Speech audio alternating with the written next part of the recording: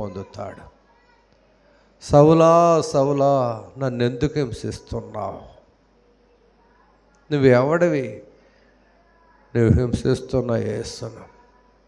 అంతే ప్రియ సహోదరి సహోదరుడా, దేవుని యొక్క వెలుగు ఆయన ముఖం మీద ప్రకాశింపబడినప్పుడు తన పాత స్వభావాన్ని విడిచిపెట్టడానికి ఇష్టపడినాడు. తన యొక్క గర్వపు పొరలు రాలిపోయినవి.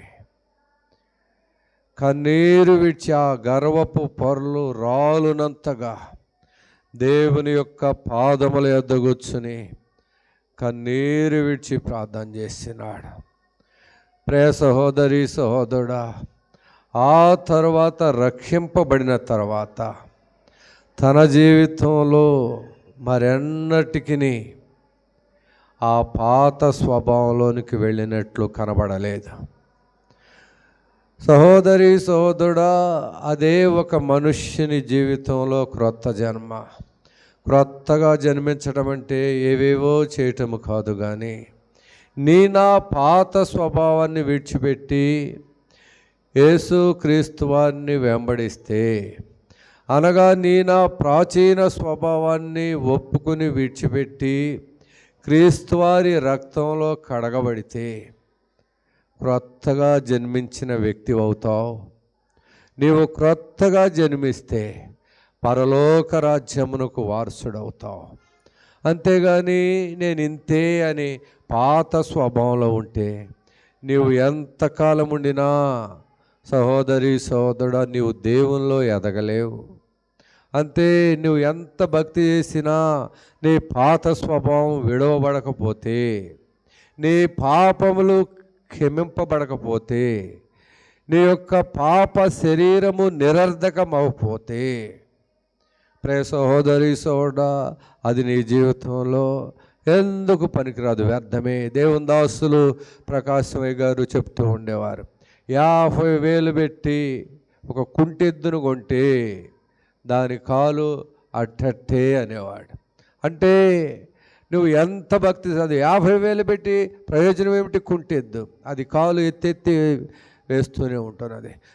నేను ఎంతకాలం నుంచి భక్తి చేసినా స్వభావంలో మార్పు రాకపోతే నీవు మారు మనసు పొందనట్లే, నీవైనా నేనైనా. ప్రియ సహోదరి సహోదరుడా, ఆయన నిన్ను నన్ను ప్రేమించినాడు. నూతన స్వభావాన్ని నీకు నాకు ఇవ్వటానికి ఆయన ఇష్టపడి ఈ లోకంలోనికి వచ్చినాడు. అనేక సార్లు నా హృదయం అనే తలుపు వద్ద నిలబడి తట్టుచూ ఉన్నాడు. అయితే తలుపు తీయగలవా? తలుపు తీయటం అంటే ప్రాచీన స్వభావాన్ని విడిచిపెట్టడమే. తండ్రి అయిన దేవునితోనూ ఆయన కుమారుడైన యేసుక్రీస్తు వారితోనే సహవాసము చేయటము. ప్రియ సహోదరి సహోదరుడు, అలాంటి మెట్టులో నేను భక్తులు వచ్చుకుంటే నీ జీవితంలో ఎన్నడూ ఓడిపో. భక్తుడైన పౌలు గారు సౌలు నుంచి పౌలుగా మారిన తర్వాత, క్రొత్తగా జన్మించిన తర్వాత, అంతకుముందు ఎంతమంది దేవుని బిడ్డలను ఎన్ని హింసలకు గురి చేసినాడో అంతకు రెట్టింపు హింసలకు గురైనాడు. అయినప్పటికీ క్రీస్తు వారిని విడిచిపెట్టలేదు. ఆయన ఒకే ఒక మాట అన్నాడు, నా మట్టుకైతే బ్రతుకుట క్రీస్తే, చావైతే లాభము. నేను బ్రతికి ఉన్నంత కాలము యేసుక్రీస్తు వారిని వెంబడిస్తాను, ఆయన కొరకే జీవిస్తాను, లేకపోతే మరణమైతే మేలు. ఎంతమంది అలాంటి ఆశలు కలిగి జీవిస్తున్నాం? ఎంతమంది కొత్తగా జన్మించడానికి ఇష్టపడే వ్యక్తులముగా ఉన్నాం? ప్రియ సహోదరి సహోదరుడా, పరిశీలన చేసుకుంటూ ముందుకు వెళ్ళు. చివరి దినముల్లో ఉన్నాం. ఆయన యొక్క రాకడతి సమీపముగా ఉన్నది. ఏదో ఆచారముతో భక్తి చేస్తే, అలవాటుతో భక్తి చేస్తే, ఏదో కల్పన కథల వైపు నా దృష్టిని మళ్ళించుకుంటే ఒక దినాన నష్టపోతావు. ఆ దినమున నేను కొత్తగా జన్మిస్తాను అని కళ్ళు తెరిస్తే కుదరదు. నీకు నాకు దేవుడు కొంత సమయం ఇచ్చినాడు. ఇవ్వబడిన సమయాన్ని ప్రియ సహోదరి సహోదరుడు సద్వినియోగం చేసుకుంటున్నావా? లేకపోతే నీకు ఇచ్చిన సమయాన్ని శత్రువైన సాతానుకు అప్పగిస్తున్నావా? ఒక గురి కలిగి భక్తిని అలవర్చుకో. గురి లేకపోతే సహోదరి సహోదరుడా నీవు గమ్యాన్ని చేరలేవంతే. నేను బయలుదేరినాను, అమరావతి రావాలి, ఒక పాయింట్ గుర్తెరిగినాను, అమరావతి రావాలి, అక్కడికే వచ్చినాను. గురి లేకపోతే బయలుదేరినాను, ఎక్కడికి వెళ్ళాలి తెలియకపోతే ఎక్కడికి వెళ్తావు? సహోదరి సహోదరుడా భక్తి జీవితంలో కూడా అంతే. నేను పరలోక రాజ్యంలో కూర్చుండాలి, ఆ మహామహిమ కలిగిన దేవుని చూడాలి, నిత్య సంతోషం అనుభవించాలి, శాశ్వతానంతో నింపబడి యుగ యుగములు సజీవునిగా ఉండాలి. అలాంటి గురి కలిగి జీవిస్తేనే, భక్తి చేస్తేనే దేవుని రాజ్యంలో ఉంటావు. గురి లేకపోతే శత్రువైన సాతాను నిన్ను జల్లిస్తాడు. గుర్తుపెట్టుకో, నువ్వు ఎంతకాలం నుంచి నీవైనా నేనైనా భక్తి చేసినా ఒక గురి. నా జీవితంలో నేను కూడా బై బర్త్ పుట్టినప్పటి నుంచి దేవుని దాసులు తల్లిదండ్రులు దేవుని వద్దకు నడిపించినారు. అయితే నా యవ్వన జీవితాన్ని పాడు చేసుకున్నాను, గురి లేకుండా జీవించినాను. ఏదో మందిరమునకు వెళ్ళేవాడిని, వచ్చేవాడిని, నాన్నగారు ఏమన్నా అంటారేమోనని.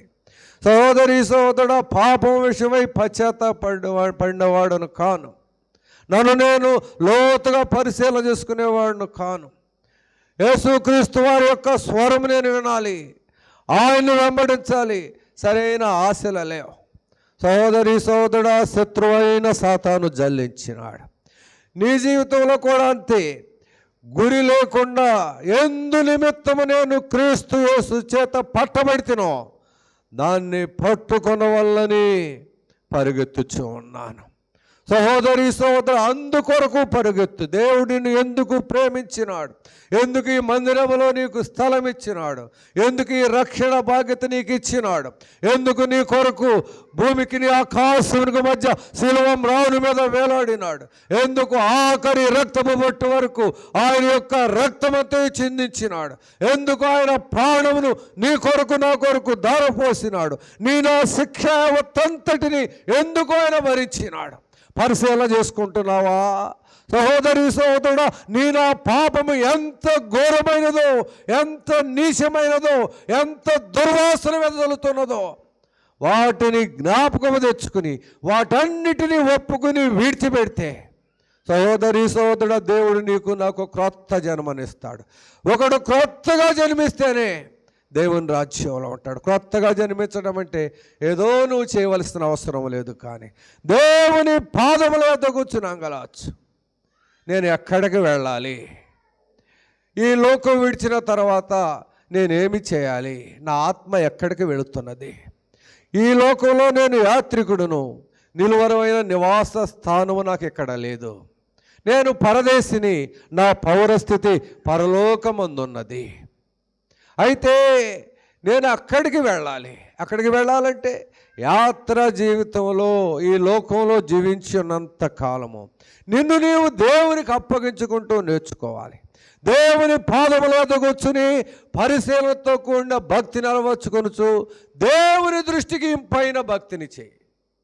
సహోదరి సహోదరు అప్పుడు నీ బాధ్యత ఎంతో గొప్పది. ఆ గురి లేకుండా ఏదో గుడ్డెద్దు చేలోబడినట్లు నీవు నేను భక్తి చేసేవారమైతే శత్రువు పొంచి ఉన్నాడు, జాగ్రత్త, వాడికి ఎర అవుతావు. వాడు తన గాలముతో నిన్ను గుచ్చి లాగుతాడు. వాడు ఉరులు వగ్గి ఉన్నాడు, వాడి యొక్క ఉరుల్లో వలలో చిక్కబడతావు. అందువల్ల ప్రియ సహోదరి సహోదరుడా దేవుడు నిన్ను నన్ను ప్రేమించినాడు. గురి కలిగి భక్తి చేయి, గురి వద్దకు పరిగెత్తు.